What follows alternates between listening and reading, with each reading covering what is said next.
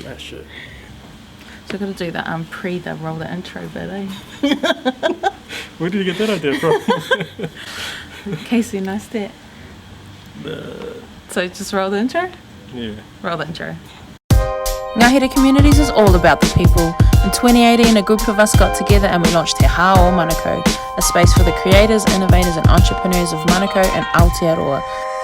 Me, Mal, Andy, Becky, Barry, Kippy and the rest of the crew are on a mission to put our creativity on the map. Just a few. Should we acknowledge how we met? Yeah, sure. Prince Harry. This is our journey.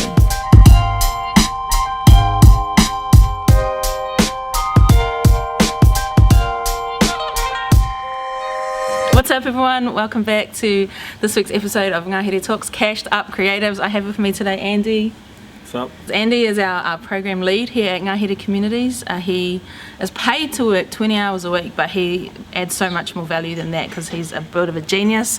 So a few quick questions for you, Andy. Let's go. How old are you? 30. What's your nickname? Andax. No, I don't have a nickname. Andax. Handy Andy. I had that since I was 5.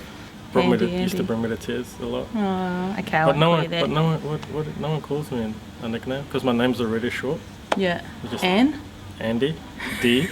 We can call you Anne. How many kids do you have? I got 2. Which one's your favourite? Both of them. Oh, cop out. But the girl, eh? Depends on the time of the day, to be honest. Yeah.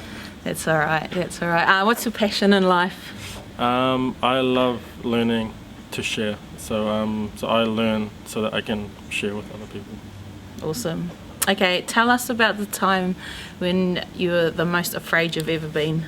Probably like that sounds like brownie points. Gonna put that out there. But Red and I were dating, went to Waiheke, and we hired these scooters. And I used to be a Domino's pizza driver in Gisborne. So I was sweet as on scooters, but Red had never driven a scooter. I was bucketing down, and she zooms ahead, and so she's trying to go 50 k's on the Waiheke hills, and she misjudges this roundabout, fully owns herself, gets a fractured shoulder. I wasn't, I guess, afraid, and that my life was in danger, but I was just it was probably the time I realized I loved her. And so I was scared for what was going to happen, or just how bad the injuries were, all of that kind of thing. Just shout out to Rita. Sup babe? Oh. This week was the NRL Grand Final, and for those of you that know Beks or don't know Beks, she sits on our front desk, and I reckon she's #1 NRL fan in Aotearoa. Hey guys, have you heard? Heard what? What Beks said.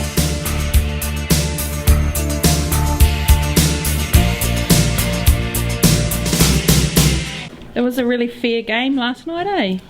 The NRL final. Oh, it's terrible, man. Why? Bloody Roosters, mother. What was wrong with it? The refs wanted Cooper Cronk to win another premiership and cheated. They were 6 again. That's a wave of 6 again. And then Canberra were going to go play 6 again, and then they were like, no, changed my mind. You should get sacked. Ben Cummis, I think that's his name. Get sacked, get the chop. Do you think Canberra deserved to win? Yes. Why? Because they haven't won in 24 years or something like that. Since Mal Meninga, eh? Since Mal Meninga. Predictions for next year's NRL. Call it now. Eels 2020 NRL champs. Wooden Spooners, the New Zealand Vodafone Warriors. You heard it here first. So what have we got in this week's video, Andy? We are looking at being sustainable as a creative, and just looking at what are the opportunities, big picture wise, and then some practical tips from some of us who hang out here at Ngahere. So if you guys follow some of our stuff that we do, especially on Facebook or Instagram, you would have seen back in March, about 6 months ago now. Actually, no, 7 months ago, we ran our second Ngahere Talks. It was called Creative Futures, and we were pretty stoked to have the Minister of Arts, Heritage and Culture show up. Also our PM, Jacinda Ardern. Thank you for joining us. Auntie Cindy. Auntie Cindy. How did you meet Auntie Cindy? It's in our intro. That's true. Prince Harry. Yeah. No, we went to this reception for Prince Harry. It was for young people, so even us in our 30s went. And when we were there, we met Prince Harry and we met Princess Jacinda. Your Majesty. And she said that she would come out, and so she came out. It was a pretty choice. Yeah, and so like how we, I guess, arrived at Creative Futures was, one, at Ngahere we spend a lot of time trying to think about how we can support creatives to become sustainable and do the work that they want to do. And then also because, we're also working with entrepreneurs and innovators, the future is pretty important too. And when you mix those two together, there's certain ways that, we've actually found out by accident that people are studying creative futures as a topic, as masters and doctoral things. And so what do we need to, I guess the future of AI and all of that stuff that's coming, creativity is going to be one of the things that differentiates us as a species from the machines. Exactly. Yeah. Exactly. We need creativity embedded into how we teach and educate and what we do if we want to be prepared for the future working environment, because what's the difference between us and machines? It's our creativity, our imagination, our human empathy, things that we learn through in creative endeavours. Like for a lot of people, being a creative and being an artist is almost being a martyr. Yeah. Yep. So what's... Yeah, I absolutely. I mean, do you remember during the Hobbit discussion, there was a discussion around what extras were being paid? I don't know if you remember this, and there was this kind of sense that if you got to do what you loved, that you're lucky, and therefore you shouldn't necessarily expect to be able to survive. I almost feel like there's this interesting sentiment that exists there. Everyone should be able to do what they love, but there's a particular view, I think, that if you're in the creative, somehow that's not a real job or a real endeavour. We really need to rebel against that. But I see my role primarily is encouraging an ecosystem where there are careers, sustainable careers in the arts, and where everyone can access the arts. Those are my goals, and so that's what I orientate a lot of my work around. I don't think we can just sit back and wait for that talent to emerge. You're absolutely right. It exists. We have to foster it, and we have to invest in it.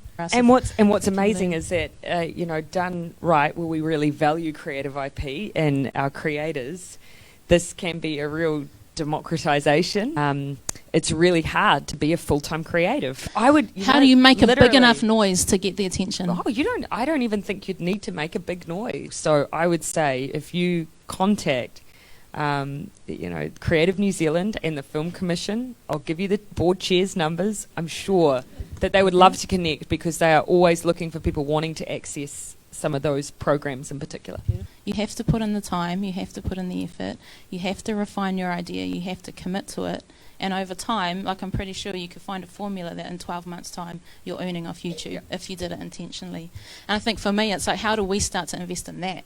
Yeah. How do we start to see that come through, as opposed to the older generation of movies on a screen or TV programs on a TV? And I think one other thing I would say is that we certainly, with the ministry, and we're not for a moment pretending that we have the formula for that.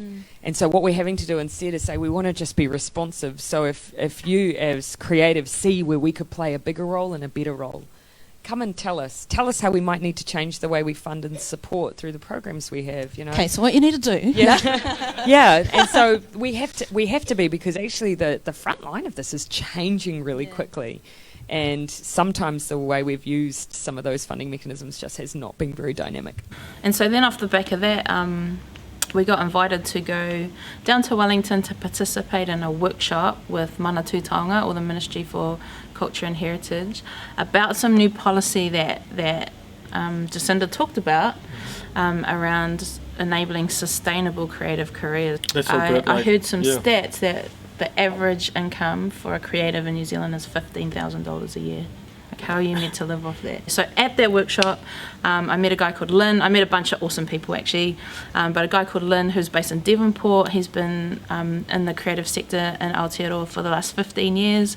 He's run a couple of art galleries, has a new art gallery of his own called Depot Artspace, and him along with his team have launched a new platform called Revolution Creative. So he came out during the week and we had a chat in our brand new podcasting studio set up, which is pretty mean. If you want to use it, come let us know. And we had a really cool chat. Kia ora everybody, welcome to our very, very first podcast. My name is Manawa and I am your host today, and I have here with me the incredible Lynn Lawton. Kia ora. So why don't you, before we get started, Lynn, why don't you tell everyone a little bit about yourself? Great, okay, well, I'm a person who is passionate about the arts, and in particular, not that I'm an artist myself, but working with creatives and helping them to find their sense of journey and their purpose and sustainability. My particular role is developing and running creative spaces that facilitate, or environments that facilitate creatives to realize their aspirations and dreams. Sustainability creatively requires three partners. It requires government, it requires industry, and the actual person. We find in New Zealand now, you have Creative New Zealand and other funding agencies, but so little money goes down to the grassroots. It stays up very much at the higher level. When we moved from Labour to National, there was a focus more on the financial and less in the creative, and it was seen not as a priority and a focus of putting money into. And you have to nurture something like the creative to get it there, and you've got to have a strategy that is long-term. The trouble is that you can't develop the potential of creatives as a sole focus. It's got to be looked at in the big picture, that triangular approach. As I said, you've got to look at government, and you've got to look at industry, and you've got to look at the creatives and how the three are tied together. It's 2019. I am a creative. I want to make a career as a creative. How do I do that? What would you say to them? They've got some skill. They've got a craft. What should they do? Where do they find the money from? What's your best advice right now? Make sure you get some strong foundation upon which to base your practice, and that could either be at a tertiary level or at real hard work learning hands-on. The second thing is you need to go into that realizing that this is more than likely for the most of your life going to be a mixed employment approach. You're not going to gain enough income from this particular work to be of significance to sustain you a lifetime. You're going to need to look at other employment to support that, the mixed employment model. Someone in more the digital area, you need to really be pretty much knowing you're at the top of your game, or likely to be there once you've done your studies, in order to find an entry into the existing market out there of employment. The reality is that the news is not really good for creatives in New Zealand right across every sector, because it is an undernourished, underfunded, undersupported, with little strategy from government and industry that embraces creatives. Well, thanks for the inspiration. Well, sorry. I mean, that's that is the reality. It is hard. a harsh reality. There are so many creatives who have low or no profile out there to showcase their work to the world. So we wanted to have a tool that brought together all creatives, particularly at that emerging and development level, to have a collective profile. And secondly, we wanted to develop a tool whereby we could market these skills and these creativities to industry, particularly industries like NGOs and SMEs, small medium enterprises, who don't typically think about using creatives. So our idea was to capture a new market of businesses and showcase the work of creatives to them and say, look, these guys can transform and make a difference in your business. So it's got two sides to it. So if you're a creative in any area, you can go onto the site and put your profile up, which is a short statement about what you're your creative signature is, what makes you distinctive. And then we let businesses and NGOs and other organizations know that they can find creatives to do work for them on an employment, a contract, whatever basis, by putting up what's called a call out. Awesome. So some of the other things that have been happening this week is that we've been chatting lots about Mustard Seed Creator Studio. What? Cool. Yeah. So what Mustard Seed is, it's a development space for creatives to build businesses. And so essentially it's a platform that connects creators who don't have a lot of things happening or trying to become sustainable, and connect them to corporate businesses who need their services and want stories from their perspective. And here's a look at some of our creatives. Test. If I was to choose a superpower, it would be flying, so I can see everything, but mostly don't need gas. The ability to absorb a lot of knowledge, so I can use that knowledge to help people. be able to multiply myself, because then I could be with my client, I could be playing PlayStation. I like to do things just instantly, so maybe speed. But if I had a creative superpower, it would be probably instant ideas. So I'm normally behind the camera, so it's all new being in front of the camera. I'm a digital designer. Graphic designer. I'm a graphic designer. I'm a filmmaker. Videographer, editor, storyteller. Marketing and creative strategist. That's what I do. I am a project lead at Mustard Seed Creator Studio. Films really inspire most of my ideation, my concepts, even when it comes to marketing and advertising. On my new inside, I have a lot of aunties that make bag mats. It's really colourful. Bright colour excites me. So I try my best to use whatever is given to me for good. Often the most passionate people aren't sharing what they're doing and telling their stories. And so I like to come in, extract those stories. Half the time they don't even realise they're doing anything special. And just share those with the world. So this concept's been coming together for quite a while. As a creative myself and as a group of creatives out here in South Auckland, there's a bunch of us that have been talking about this concept, and so today we got together the Mustard Seed Creator Studio Leadership Team.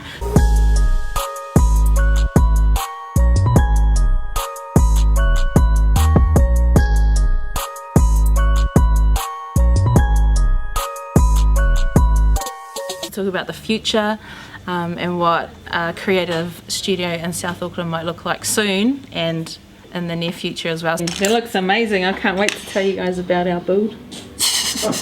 Wait, look at this. Boom, boom, boom.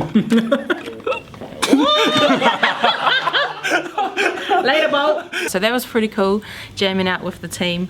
And so then we got the team to give you a little bit of advice on how to take your creative skill and make money this weekend. So here's 6 tips on how to make money this weekend using your creative skill. Ready or not, here I come. Awesome. So if you're a videographer, take your camera into a shop, maybe Dominion Road or Great South Road, walk into a shop and offer them to make a 20-second B-roll reel of their store to pop up on their Facebook page, and then get them to pay what they want. Don't take anything less than 120 bucks. Right, I'm gonna make a Samoan chop suey made by Korean person. It's like a real fusion cooking, and then sell it at the food market. One way to make money this weekend, I think there's the NZIFPB, which is the bodybuilding thing. As a photo videographer, a lot of them pay so much to get photos. So if you want to hit up some bodybuilders that are maybe competing next weekend and offer your services really cheap, don't take anything less than 120 bucks. But yeah, that's on next weekend. Just think about what's on and how you can be about it. So to make some cash this weekend, what you can do is hit up all your aunties and uncles and tell them you can fix their computer by uninstalling all of that rubbish software. Don't take anything less than 120 bucks. 120 buck guys. Awesome, so if you want to make some money this week, I've never done this, but go out there and bust. But it's not about actual talent, it's about how you market yourself. So make sure you put up a sign that actually is good, that actually appeals to people that are coming through. And make sure if you want to put $120 in there or appeal to them to, do something for 120 bucks, that's up to you. But do something where you can market yourself really well, and that should be good. Sweet. Alright, if I was to go make some money this weekend, I would put a post out on Insta or Facebook and offer family portrait settings over the weekend, and I wouldn't charge less than 120 bucks. So that's all we got planned for this episode. Yeah, we're pretty open for people to come visit, do a tour, come and look at the space, come and look at the gear that we have, and yeah, hit us up about anything that we've mentioned. Always looking to collaborate. Alright, see you next week. Peace. Laters. Hey guys, don't forget to like and subscribe, and if you're into it, smash the bell too while you're there. Smash it. Smash it. Smash it. Like and subscribe. No, I can't say that word. Like and subscribe. Like and subscribe. Super real. Like and subscribe.